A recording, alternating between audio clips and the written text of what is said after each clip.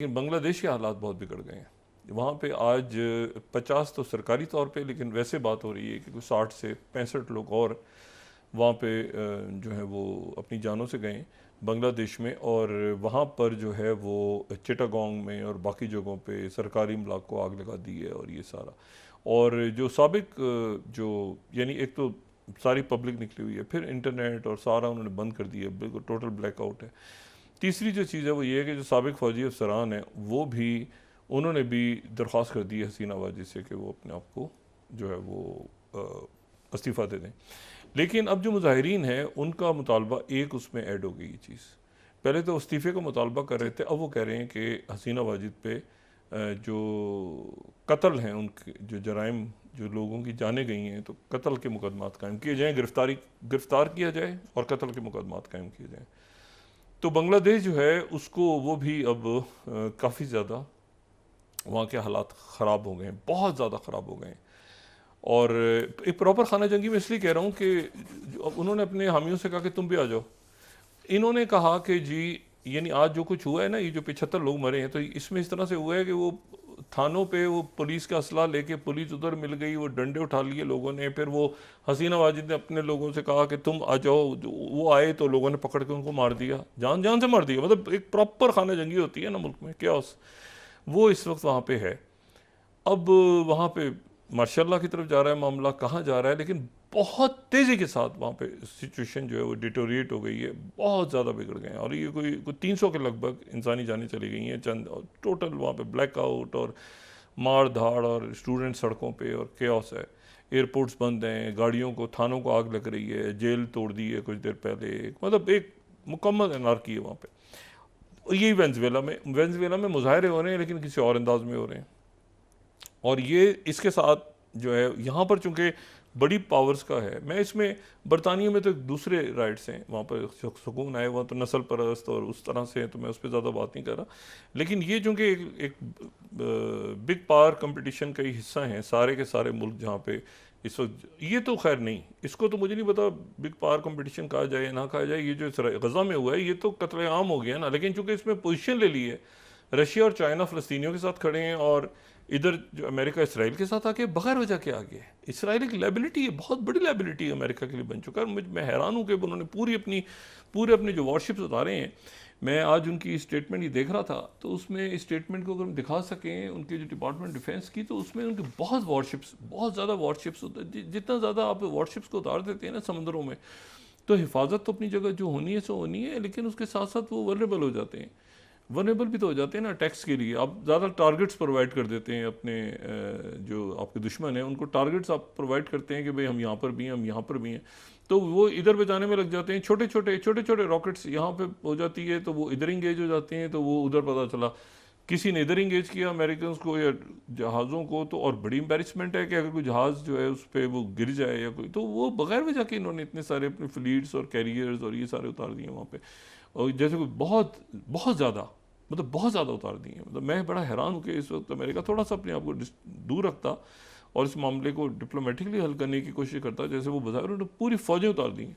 और उस सूरत में उतारी हैं पहली दफ़ा जब उनके अलाइज उनके साथ खड़े नहीं हो रहे, तवील अरसे के बाद उनके अलाइज उनके साथ खड़े नहीं हो रहे। कोई भी इस वक्त रिस्क नहीं ले सकता कि वो इसराइल को बचाने के लिए, चाहे उसका कोई भी माहिदा हो या जो भी उसके इसराइल को बचाने के लिए है। तो सेंटकॉम के सरबराह मौजूद हैं, लेकिन ये सेंटकॉम की भी गलती नहीं है ना, गलती तो बाइडेन एडमिनिस्ट्रेशन की है। सेंटकॉम तो बल्कि पहले दिन से, ये तो वो लोग हैं जो कह रहे थे कि ये एग्रीमेंट करो, यानी CIA और जो पेंटागन है उनको पहले दिन से। और ये याद करें कि उन्होंने कहा था ये स्ट्रेटेजिक डिफीट होगी, ये लॉयड ऑस्टिन ने शुरू में कह दिया था स्ट्रेटेजिक डिफीट होगी, और ये जो है ये मत करे। ग्राउंड ऑपरेशन से भी रोक रहे थे वो, और ज़ाहिर बीच में कैंसर का भी उनको हुआ, बाकी सारे इश्यूज चलते रहे वो। लेकिन मसला ये है कि ये अब इसको कोई बाय करने को तैयार नहीं है। जैसे लेबनान में वो सबका इस वक्त ये ख्याल है कि ये एक धोखा था, इस धोखे में टाइम दे दे के कि अच्छा जी अब हो जाएगा, ये हो जाएगा। हालांकि मिस्र बहुत सीरियस था इसमें कतर बहुत सीरियस था, मुसलमान ममालिक सारे सीरियस थे, टर्की सब लगे हुए थे इसमें, सब कोशिश कर रहे थे कि सीज फायर हो जल्द से जल्द हो जाए, करारदादें पेश हो रही हैं, ये हो रहा है वो। लेकिन बदकिस्मती से अब एक पूरा जो खत्ता है वो एक ऐसी जगह खड़ा हो गया जहाँ ईरान की तरफ से और हिजबुल्लाह की तरफ से सबको कहा गया है कि उन्होंने ये नहीं कहा कि आप इसराइल पे बताने को जंग ना फैल जाए।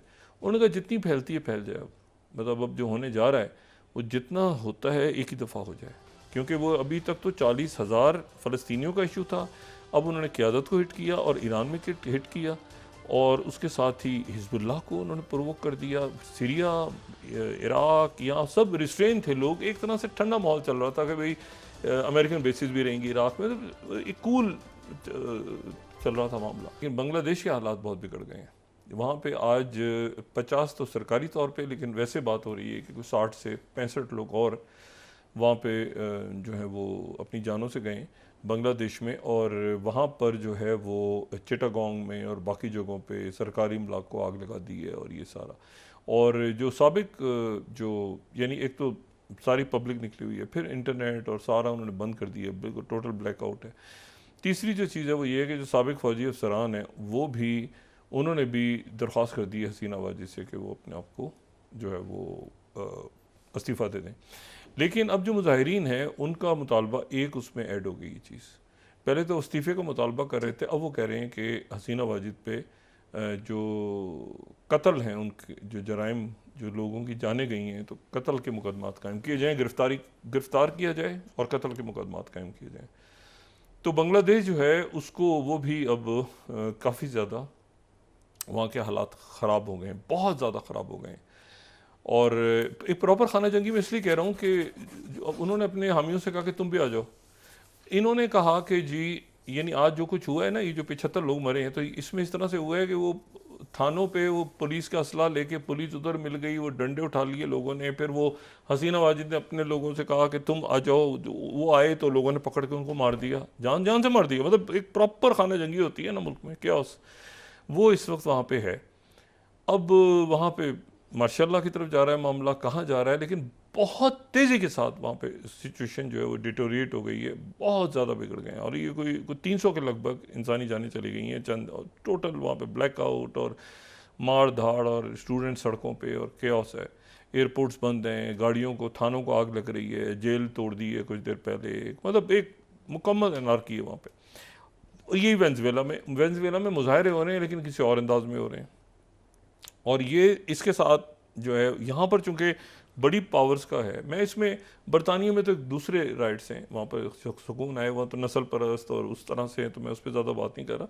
लेकिन ये चूँकि एक बिग पावर कंपटीशन का ही हिस्सा हैं सारे के सारे मुल्क जहाँ पे इस वक्त, ये तो खैर नहीं, इसको तो मुझे नहीं पता बिग पावर कंपटीशन कहा जाए या ना कहा जाए। ये जो गज़ा में हुआ है ये तो कत्ले आम हो गया ना, लेकिन चूँकि इसमें पोजीशन ले ली है, रशिया और चाइना फ़लस्तीनियों के साथ खड़े हैं, और इधर जो अमेरिका इसराइल के साथ आके बगैर वजह के आगे है। इसराइल एक लाइबिलिटी है, बहुत बड़ी लाइबिलिटी अमेरिका के लिए बन चुका है। मैं हैरान हूँ कि उन्होंने पूरे अपने जो वॉरशिप्स उतारे हैं। मैं आज उनकी स्टेटमेंट ही देख रहा था, तो उसमें स्टेटमेंट को अगर हम दिखा सकें उनके जो डिपार्टमेंट डिफेंस की, तो उसमें उनके बहुत वॉरशिप्स, बहुत ज़्यादा वॉरशिप्स होते हैं। जितना ज़्यादा आप वॉरशिप्स को उतार देते हैं ना समंदरों में, तो हिफाजत तो अपनी जगह जो होनी है सो होनी है, लेकिन उसके साथ साथ वो वल्नरेबल हो जाते हैं।